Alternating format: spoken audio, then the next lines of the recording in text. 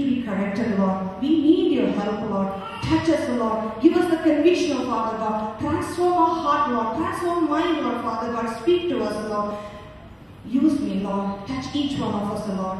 You are the potter. We are the clay. Mold us and make us the way you want us to be, Lord. In Jesus' mighty, matchless name, we pray this prayer. Amen. Galatians chapter 5, verse 1.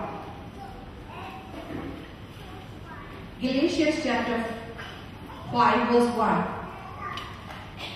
Stand fast, therefore, in the liberty means freedom, by which Christ has made us free, and do not be entangled again with the yoke of bondage. Christ has given us liberty. Christ has given us freedom. But many of us are still walking bound, entangled again by the yoke of slavery. That's what the word of God says here. You all know the story of Lazarus in John 11. Jesus called him from the grave. Jesus said, Lazarus, come out. He came out. When he came out, his legs and hands were bound with grave clothes. Even his face was wrapped. God was telling me, many of us are still wrapped, bound with grave cloth. We receive freedom in Christ Jesus after we receive Jesus Christ as a Savior. But over a period of time, many of us are again bound by all those things. What are the things bounding us? Fear, anxiety, unforgiveness, bitterness, unbelief, doubt. All these things are again coming back to us. When we receive the Jesus Christ as a personal Savior, when we go to this encounter, we are all free from all these bondages. Over a period of time, again we are bound by all those things.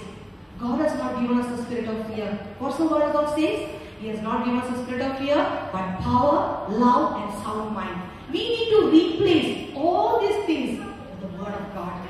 We need to kick the devil out of our life by the power of the Holy Spirit. Because many of us have the fear about tomorrow. How will I face tomorrow? What I'm going to do tomorrow? Worry, anxiety, worrying about the circumstances, situations, what you're facing today. You don't need to worry about it. Give it to God. The word of God says, cast your burdens upon me. I care for you. By worrying, you cannot do anything. You cannot change the situation. You need to give it to God. That's what the word of God says. In John 8:36 says, therefore, if the Son sets you free, you are free indeed. If the Son sets you free, you are free indeed. You and me need to know that we are walking in freedom. Every day, day-to-day life, we have to check, am I bound? We need to check. Because many of us know, our eyes are wrapped with grave clothes. We cannot see the supernatural things, what God is going to do in our life. What God is doing today. Some people are still, can't imagine what's happening today. Because the eyes are covered with grave clothes. The God is telling us today, remove that grave cloth. I want to see the supernatural things, what I have stored for you. The glorious thing, the glory of God. This is only the glimpse we experience today. The mighty outpouring of the Holy Spirit is going to happen. For that, we have to remove the grave cloth from our eyes. Then we can see clearly what God is going to do in this place, in our life and through our life. Amen? Because these things, these bondages will hinder our growth, spiritual growth. I want to tell a small story. One lady was bitten by a stray dog, and she went to the hospital, and the doctor said, ma'am, you have rabies. And immediately she took a handbag and pulled out a notepad. And this doctor thought she's going to write a will.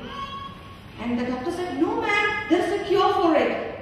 And she said, yes, I know. Then what are you going to write? No, I'm writing the names whom I should bite before I get cured. This unforgiveness. She wanted to bite before she get healed, before she get treated. So unforgiveness will destroy your life. Bitterness will destroy your life. It will ruin you. If you have offense in your life, it will not allow you to go forward and accomplish the things what God wants you to do through your life. And let's go to 1 Chronicles chapter 4, 9 to 10.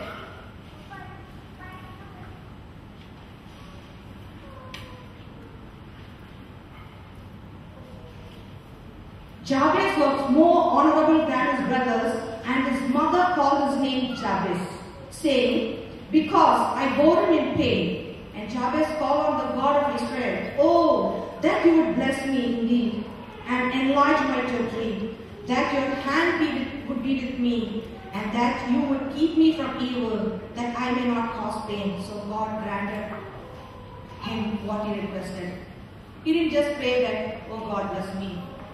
When you call, oh God, he was in desperation. Simply we not call, oh my God.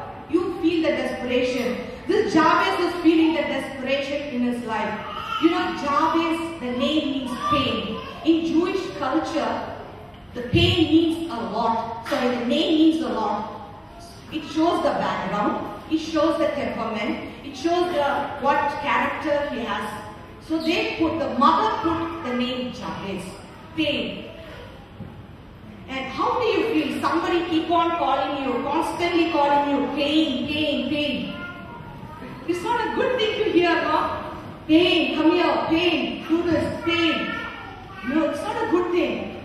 But can you believe, even these circumstances, he lived an honorable life. It is very difficult when somebody is accusing you, calling you that name, and to live an honorable life.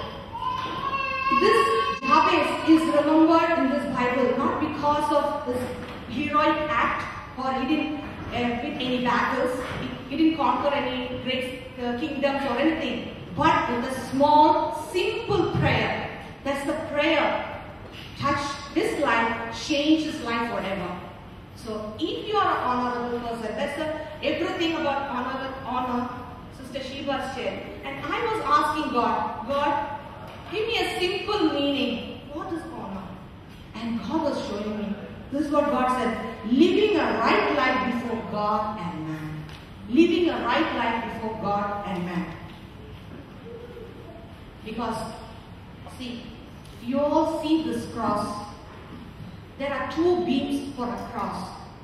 This is, from here to here, is your relationship with God. And from this side to this side is your relationship with your friends, for your near and dear ones. That makes a cross. One beam won't make a cross, two beams. We always say we love God. At the same time, we hate our brother and sister. We hate some people. That won't make a cross. Then you are not a child of God. We need to love God. We should have a right relationship with God. At the same time, right relationship with people. You know, many of us wear masks. Right before God, but not right before people. Otherwise, right before people, not right with God. Outside, very gentle and kind. But inside, the people who are so close to you, we pour out our frustrations. We pour out our disappointments. We pour out our anger towards your spouse, your children. Outside, oh, so nice and gentle. Today, God